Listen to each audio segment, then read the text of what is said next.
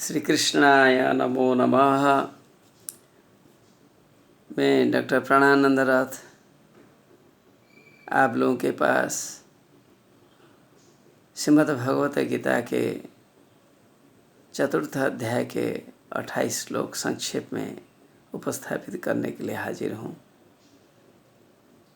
इस श्लोक में विविध प्रकार के यज्ञ के बारे में बताया गया है। श्लोक इस प्रकार है। द्रव्य यज्ञ तपो यज्ञ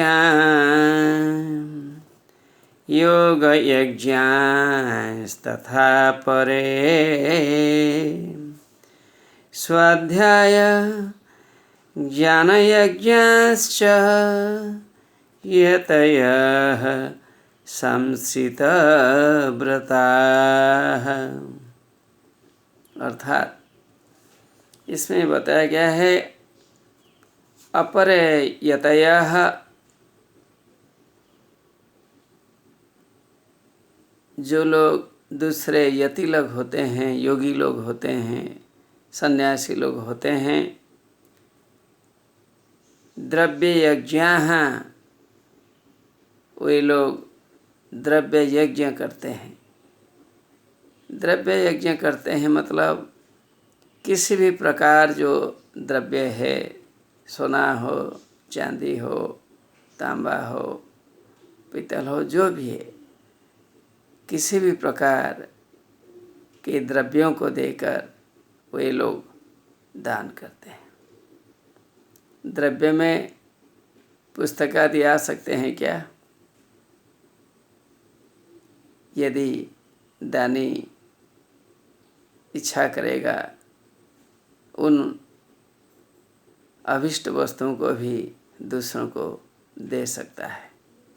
द्रव्य यज्ञ कोई भी चीज़ जो अनमोल हो, ग्रहणकारी के लिए जरूर वह देय है। देने से कोई दोष नहीं होता है। तपो यज्ञाः बहुत सारे होते हैं, द्रव्य यज्ञ करते हैं, ठीक है। और कई लोग होते हैं तपो यज्ञ करते हैं, तपस्या ही यज्ञ है। तपस्या में वे अपनी आत्मा को परमात्मा में समर्पित करते हैं। तपस्या जैसा साधन से, तपस्या जैसे माध्यम से, तपस्या जैसे आराधना से, यह अनोखी बात है, अच्छी बात है। तपो यज्ञः तपस्या भी यज्ञ हैं। तपस्या से हम यज्ञ कर सकते हैं, यह बहुत समीचीन है। योग यज्ञः कई लोग योग करते हैं, तपस्या करते हैं, जिसमें कि मन को समर्पित कर देते हैं परमात्मा में। कई योग यज्ञ करते हैं, जैसे रामदेव बाबा इत्यादि योग योगिक प्रक्रियाओं से सुबह शाम योग बताते हैं। सुबह खास करके योग की प्रक्रियाएं बताते हैं।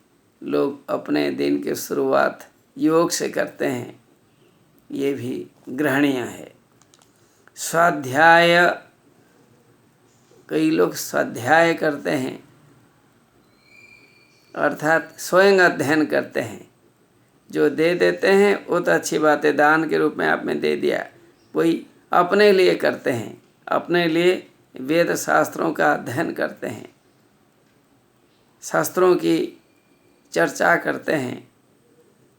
जहाँ शास्त्रों की चर्चा होती है वहाँ भी जाकर बैठ के अपने ज्ञान को समृद्ध करते हैं।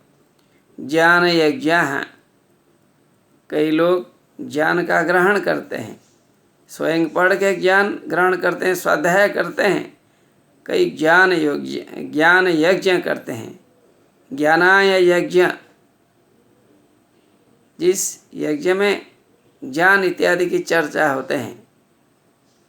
भगवान का नाम बहुत से यज्ञ हैं जहाँ बोलकर लोग लेते हैं, सुनकर लोग अपने ज्ञान को संवर्धित करते हैं, वो भी ज्ञान यज्ञ है।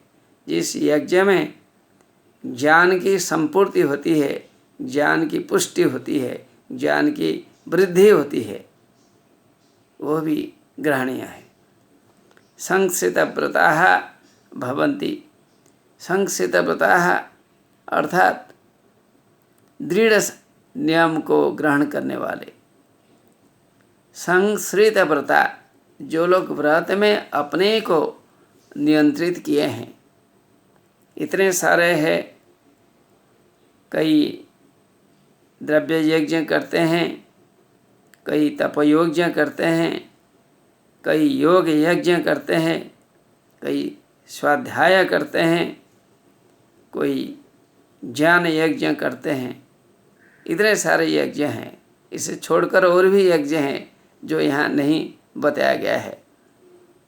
कोई परोपकार करता है, बूढ़ों की सेवा करता है, माता पिता की सेवा करता है, वृक्षों को संवर्धित करता है, चारों तरफ हरियाली को संवर्धित करने के लिए चेष्टाएं करता रहता है, त्याग करता रहता है अपने जीवन को, वो भी यज्ञ हैं। बहुत से यज्ञ हैं जो कि कभी नहीं लिखे हैं, आप उसे यहाँ अंतर्भुक्त करा सकते हैं, कर सकते हैं। यहाँ नहीं कर सकते हैं तो अपने ढंग से कर सकते हैं। ये सब यज्ञ हैं, मनुष्य के लिए आवश्यक है। इससे लोगों का कल्याण होगा। हमें यह यज्ञ करना चाहिए लोक कल्याण के हेतु। नमो नमः।